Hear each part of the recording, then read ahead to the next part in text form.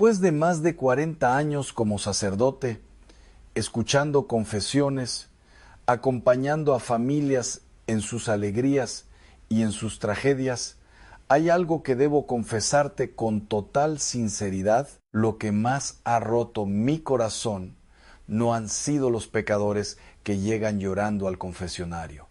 No han sido los hombres o las mujeres que se arrodillan temblando, conscientes de sus faltas, suplicando misericordia. No, lo que realmente me ha destrozado el alma ha sido ver a personas buenas, personas devotas, personas que aman a Dios, acercarse al altar y cometer un sacrilegio sin siquiera saberlo. Sí, has escuchado bien. Personas que van a misa cada domingo, personas que rezan, personas que sirven en su parroquia, personas que todos consideran ejemplos de fe. Y aún así, domingo tras domingo, reciben la Sagrada Comunión con el alma en peligro. Y lo más terrible de todo es que muchos de ellos no tienen la menor idea. Déjame preguntarte algo, y quiero que respondas con absoluta honestidad dentro de tu corazón. La última vez que recibiste la comunión, ¿estabas realmente en estado de gracia? No me refiero a si pensabas que estabas bien. No me refiero a si te sentías tranquilo. Me refiero a algo mucho más profundo. ¿Habías examinado tu conciencia con sinceridad? ¿Habías confesado tus pecados graves? ¿Habías preparado tu alma para recibir al Rey del Universo? Detente un momento, no sigas escuchando automáticamente. Piensa, porque lo que voy a decirte hoy puede cambiar completamente la forma en que te acercas al altar. Puede sacudir tu conciencia, puede incomodarte, pero también puede salvar tu alma. Hace apenas unas semanas, una mujer de 62 años vino a verme al despacho parroquial. Había sido catequista durante décadas, serví en la parroquia. Todos la consideraban una mujer profundamente religiosa. Durante 40 años había recibido la comunión prácticamente cada domingo. Pero aquella tarde llegó diferente. Su rostro estaba pálido, sus manos temblaban, apenas podía mirarme a los ojos. Cuando finalmente habló, sus palabras salieron entre lágrimas. Padre, creo que he estado comulgando en pecado mortal durante años y nadie me lo dijo. Imagina ese momento, 40 años acercándose al altar, 40 años recibiendo el cuerpo de Cristo, sin comprender completamente el estado de su alma. Cuando terminó de contarme su historia, comenzó a llorar como pocas veces he visto llorar a una persona. No eran lágrimas superficiales. Era el llanto de alguien que de repente despierta y comprende algo que había ignorado durante décadas. Después de un largo silencio, me hizo una pregunta que jamás olvidaré. Padre, si hubiera muerto la semana pasada, ¿dónde estaría mi alma ahora? No pude responderle con frases fáciles. No pude darle una tranquilidad barata. Lo único que pude hacer fue abrazarla y rezar con ella. Porque la verdad, y ahora quiero que escuches esto con mucha atención, porque lo que ocurrió con esa mujer podría estar ocurriendo con muchas personas hoy mismo, incluso contigo. Vivimos en una época en la que se ha perdido el sentido del pecado. Se habla mucho del amor de Dios y con razón, porque Dios es amor, pero casi nadie habla del peligro de recibir la Eucaristía indignamente. Se ha creado una especie de ilusión colectiva donde muchos piensan que basta con ir a misa y acercarse al altar para que todo esté bien. Pero la realidad espiritual es mucho más profunda. San Pablo lo dijo con palabras que deberían hacernos temblar. Quien come el cuerpo del Señor indignamente come y bebe su propia condenación. No son palabras de un sacerdote severo, no son palabras inventadas por la Iglesia, son palabras de la Sagrada Escritura. Y sin embargo, millones de personas reciben la comunión cada domingo sin hacerse una pregunta fundamental. ¿Cómo está realmente mi alma? Hoy quiero hablarte de algo que casi nadie se atreve a explicar con claridad. Existen pecados que muchos católicos cometen sin siquiera reconocerlos como graves. pecados que se han vuelto tan comunes, tan normalizados en la sociedad, que han dejado de parecernos peligrosos. Pero delante de Dios siguen siendo lo que siempre han sido. Sins that slowly build a wall between the soul and grace. Y esa es la tragedia silenciosa que he visto repetirse una y otra vez durante décadas de ministerio. Personas que aman a Dios pero que nunca fueron formadas para examinar su conciencia con profundidad. Personas que viven su fe con buena intención pero sin claridad moral. Personas que reciben la comunión sin darse cuenta de que están acumulando sacrilegios. Y por eso hoy quiero hablarte con absoluta claridad. No para condenarte, no para asustarte, sino porque tu alma vale demasiado para permanecer en silencio. Existen 9 pecados, 9 faltas graves que muchas personas no confiesan antes de recibir la comunión. 9 realidades espirituales que pueden estar destruyendo la gracia en tu vida sin que te des cuenta. Algunas son evidentes, otras son mucho más sutiles, pero todas tienen algo en común: separan el corazón humano de Dios.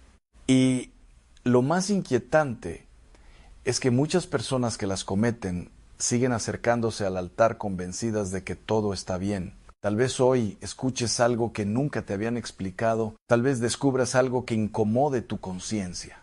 Pero si tienes el valor de mirar honestamente tu vida, lo que descubrirás al final puede cambiar tu destino eterno. Porque el primer pecado, el más común y el más ignorado de todos, no es el que la mayoría imagina. Y cuando lo escuches, tal vez te des cuenta de que ha estado mucho más cerca de tu vida de lo que pensabas. El primer pecado del que debemos hablar, quizás el más extendido en nuestro tiempo, es la falta de caridad hacia el prójimo. Y aquí es donde muchas personas se sorprenden, porque cuando hacen un examen de conciencia, suelen pensar inmediatamente en cosas más visibles: robar, adulterar, cometer actos escandalosos, pero pasan por alto algo que Dios considera central. Jesús fue claro cuando dijo que el mandamiento más grande, después de amar a Dios, es amar al prójimo como a uno mismo. Sin embargo, lo que he escuchado durante décadas en el confesionario revela una realidad distinta. Muchos creen amar a Dios, pero viven en guerra con las personas que tienen más cerca. He escuchado a personas decir con tranquilidad: Padre, yo no he hecho nada grave. Pero cuando empezamos a profundizar un poco más, aparecen otras realidades. Aparecen los gritos constantes dentro del hogar, aparece el desprecio hacia el cónyuge, aparecen palabras humillantes dirigidas a los hijos, aparece el rencor guardado durante años contra un hermano, un vecino o un familiar. Y entonces uno se da cuenta de algo que duele reconocer. La caridad no es simplemente un sentimiento bonito, es una forma concreta de vivir. Cuando falta, el alma comienza a endurecerse. Piensa por un momento en cuántas veces una palabra ha destruido la paz en tu casa. Una sola frase pronunciada con rabia puede quedarse clavada en el corazón de otra persona durante años. He visto matrimonios romperse no por grandes traiciones, sino por pequeñas crueldades repetidas día tras día.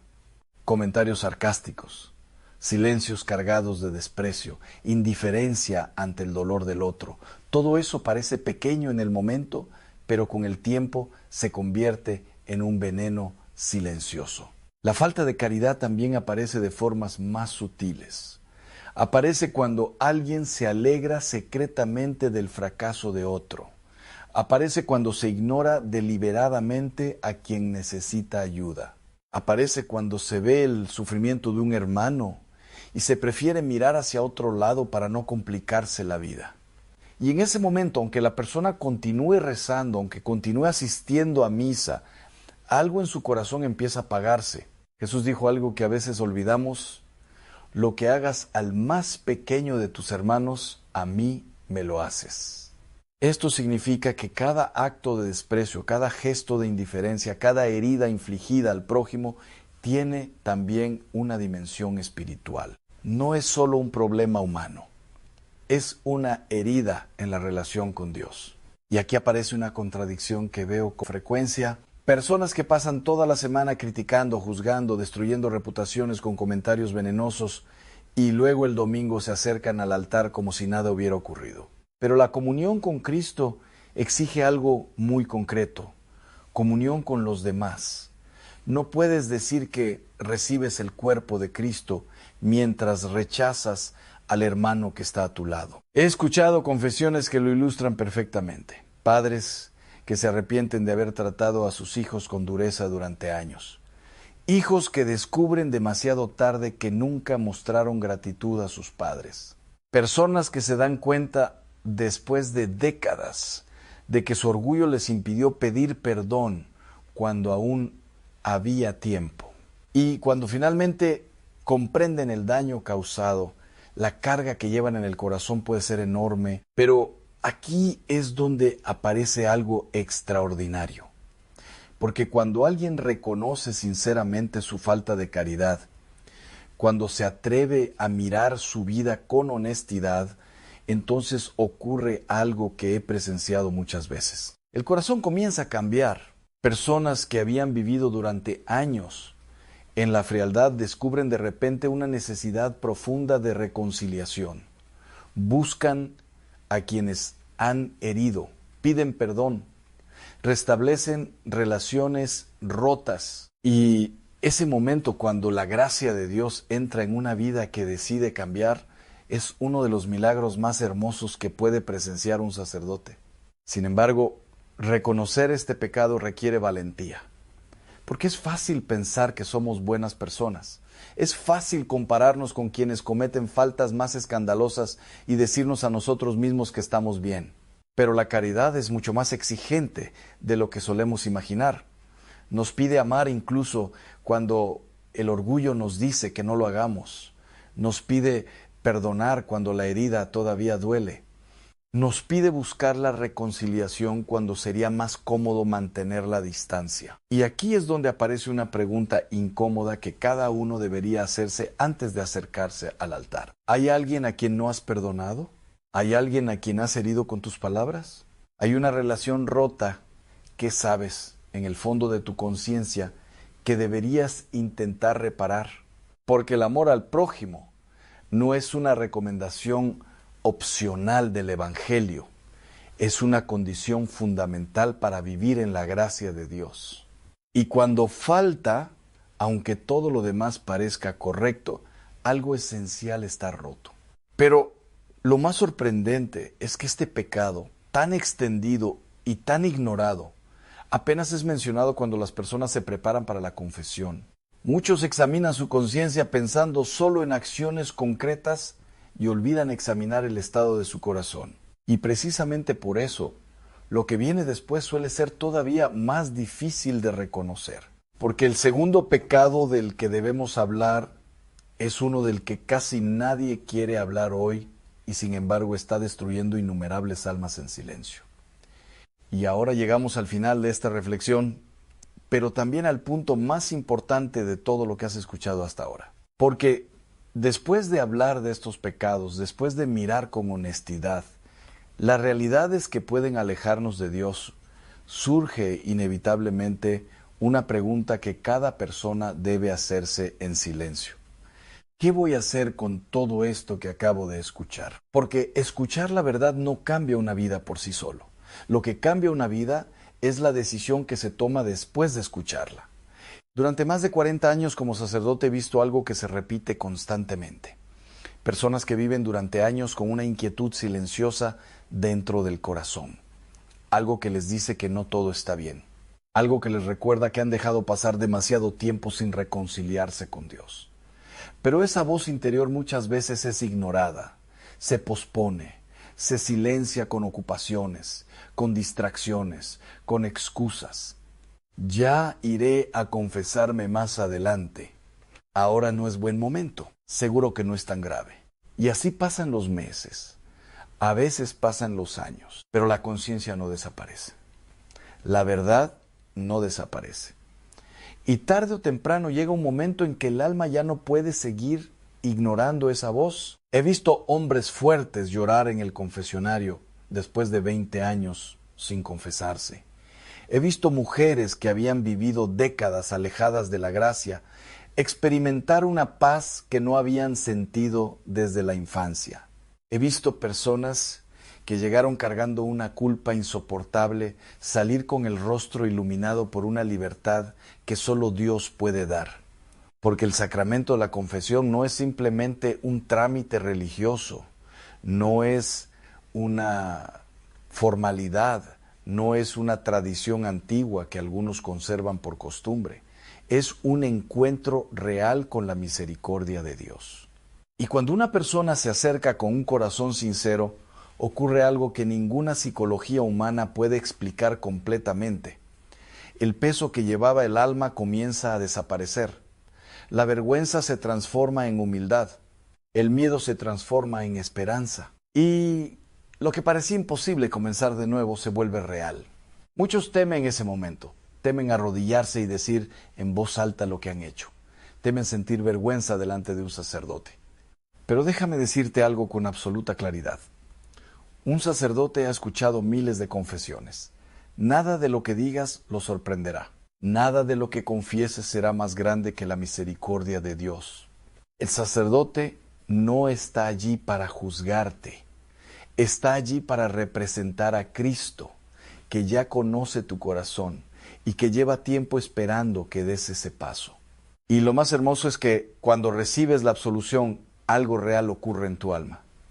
No es simbólico, no es psicológico, es una transformación espiritual profunda. Tus pecados son perdonados.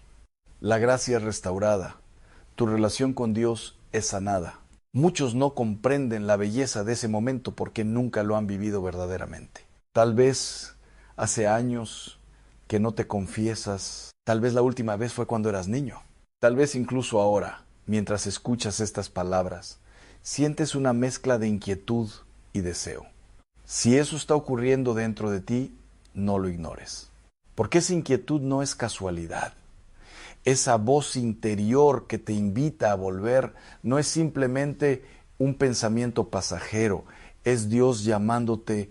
Dios no se cansa de esperar. Hay una parábola en el Evangelio que lo explica de una manera que siempre me ha conmovido profundamente, la parábola del hijo pródigo. Ese hijo que se alejó, que desperdició todo, que tocó fondo y que finalmente decidió levantarse y volver a casa. Lo más sorprendente de esa historia no es el error del hijo, es la reacción del padre. El padre no lo recibe con reproches, no le recuerda cada error, no le exige explicaciones interminables. El Evangelio dice que cuando lo vio regresar desde lejos, corrió hacia él. Eso significa que el padre lo estaba esperando. Y así es Dios con cada uno de nosotros. No importa cuánto tiempo haya pasado. No importa cuántas veces hayas fallado, no importa cuán lejos sientas que has caído, si decides levantarte y volver, Él corre a tu encuentro. Por eso quiero terminar con una invitación muy sencilla, pero muy concreta. No dejes pasar más tiempo si sabes que necesitas reconciliarte con Dios. No pospongas algo que puede devolver la paz a tu alma. Busca una iglesia, busca un sacerdote. Tómate unos minutos para examinar tu conciencia con sinceridad. Reconoce tus faltas, confía en la misericordia de Dios y cuando salgas del confesionario después de una buena confesión, experimentarás algo que millones de personas han experimentado antes que tú. La paz profunda de saber que tu alma está nuevamente en gracia. Esa paz no se compra, no se consigue con éxito ni con dinero. Solo nace cuando el corazón vuelve a Dios. Y entonces, cuando vuelvas a acercarte al altar para recibir la Eucaristía, lo harás de una manera completamente distinta. Ya no será un gesto automático, ya no será una rutina dominical. Será un encuentro, el encuentro entre un alma reconciliada y el amor infinito de Cristo. Y créeme, cuando eso ocurre, todo cambia. Hay algo más que debo decirte antes de terminar este mensaje. Algo que muchos prefieren no escuchar, pero que ningún sacerdote honesto puede callar. Porque después de hablar del pecado, de la confesión y de la misericordia de Dios, todavía queda una pregunta que toca lo más profundo del corazón humano. ¿Qué está realmente en juego? No estamos hablando simplemente de sentirse mejor. No estamos hablando solo de vivir con más tranquilidad. Estamos hablando de la eternidad. Vivimos en una cultura que ha aprendido a ignorar esta palabra. Eternidad. Todo gira en torno al presente, al bienestar inmediato, a las preocupaciones de cada día. Trabajo, dinero, problemas familiares, planes, distracciones. Y en medio de ese ruido constante, el alma corre el riesgo de olvidar algo esencial. Esta vida no es el final de la historia. Cada uno de nosotros fue creado para algo mucho más grande que unos pocos años en este mundo. Fuimos creados para Dios. Fuimos creados para la eternidad. Y sin embargo, ¿cuántas personas viven como si nunca fueran a rendir cuentas de sus actos? ¿Cuántas personas viven como si las decisiones morales no tuvieran consecuencias más allá de este momento? ¿Cuántas personas suponen que todo se resolverá automáticamente al final, sin conversión, sin arrepentimiento, sin un verdadero cambio de vida? Pero el Evangelio nunca enseñó eso. Jesús habló constantemente de misericordia, sí, pero también habló de responsabilidad. Habló del juicio, habló de la necesidad de estar preparados, habló de vírgenes prudentes y vírgenes necias. Habló de talentos que debían ser utilizados. Habló de un día en que cada persona tendría que responder por la forma en que vivió. Estas palabras no están destinadas a provocar miedo vacío. Están destinadas a despertar la conciencia. Porque cuando una persona comprende que su vida tiene un peso eterno, entonces empieza a mirar sus decisiones de otra manera. Empieza a comprender que cada acto de amor, cada acto de justicia, cada acto de humildad tiene un valor inmenso. Y también empieza a comprender que el pecado no es simplemente una debilidad humana sin importancia. El pecado es lo que nos separa de Dios.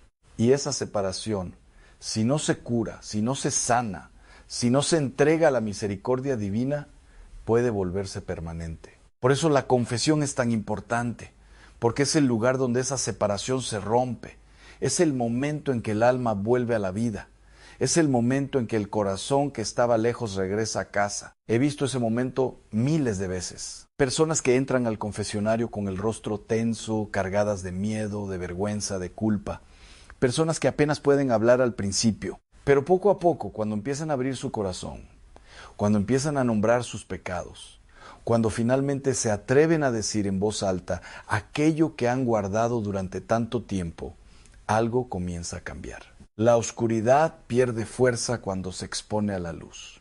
Y cuando llega el momento de la absolución, cuando el sacerdote pronuncia las palabras que Cristo confió a su iglesia, yo te absuelvo de tus pecados, ocurre algo que ningún ser humano podría inventar.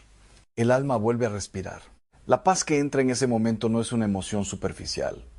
Es una paz profunda, silenciosa, que nace del perdón real.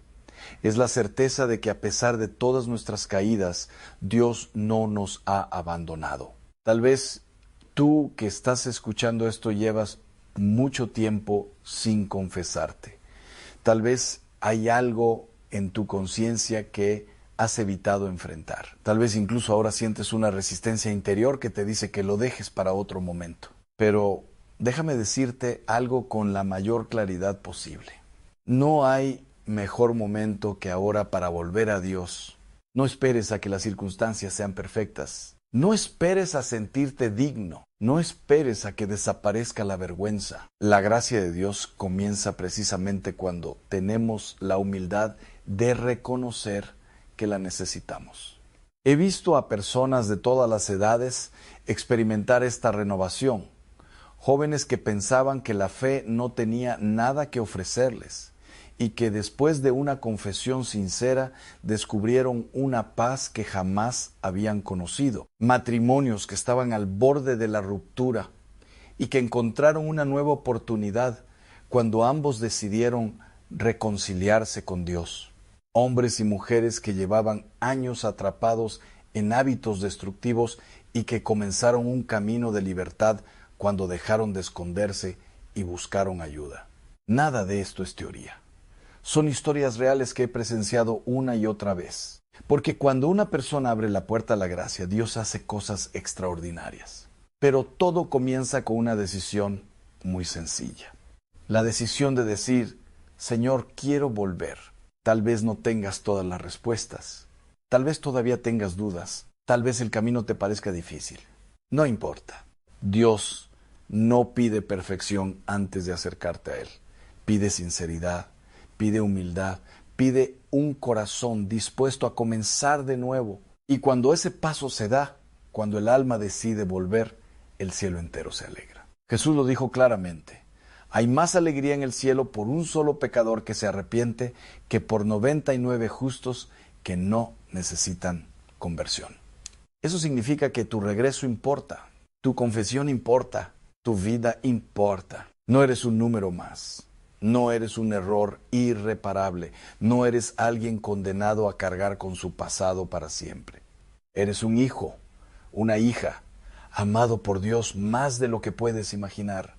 Por eso quiero dejarte con una invitación muy simple. Si este mensaje ha despertado algo en tu corazón, no lo dejes pasar.